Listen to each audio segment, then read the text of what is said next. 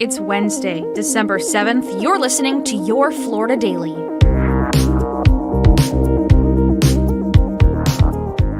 I'm Katrina Scales. A Michael Jackson impersonator charged for his role in the Capitol attack will be representing himself in federal court today. Records show James Beeks fired his attorney ahead of today's hearing, saying his public defender violated his constitutional rights. Investigators say Beeks was a paid member of the group the Oath Keepers and joined other Florida members of the group on January 6th.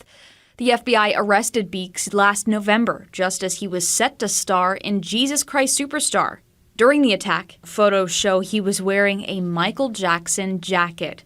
Prosecutors contend Beeks claims to be a sovereign citizen and does not recognize the courts.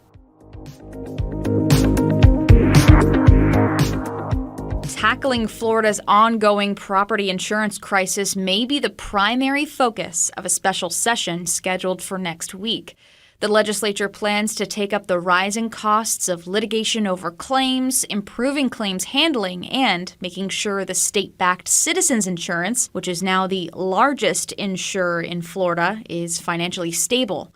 Florida's insurance commissioner joined executives yesterday at a summit in Orlando. One of the challenges with Citizens is that when we hit a hard market cycle like right now, it doesn't take long for Citizens rates to become wildly non-competitive with the private market rates. Florida domestic companies are bleeding and they're losing money. And the reality is they cannot afford to write additional business. The special session is expected to begin Monday in Tallahassee.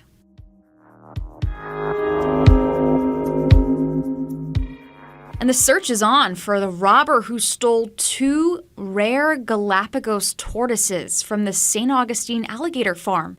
The director of the farm says the 5-year-old giant tortoises are rare and are very valuable. Since there are no public entrances to the exhibit, the staff believes the thieves climbed a fence before running off with the reptiles. Unlike many Galapagos giant tortoises, which grow to be hundreds of pounds, these 2 were only 5 years old and weighed about 20 pounds each.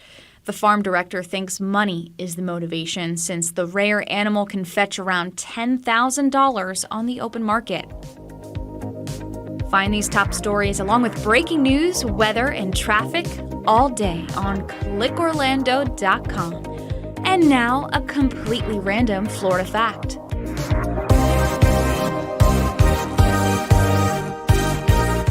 The Florida Citrus Tower, a 226-foot-tall structure in Claremont, was built in 1956 on one of the highest hills in Florida's Ridge section. Before Walt Disney World, it served as a roadside attraction, giving visitors a sweeping view of the surrounding orange groves stretching for miles across Lake County.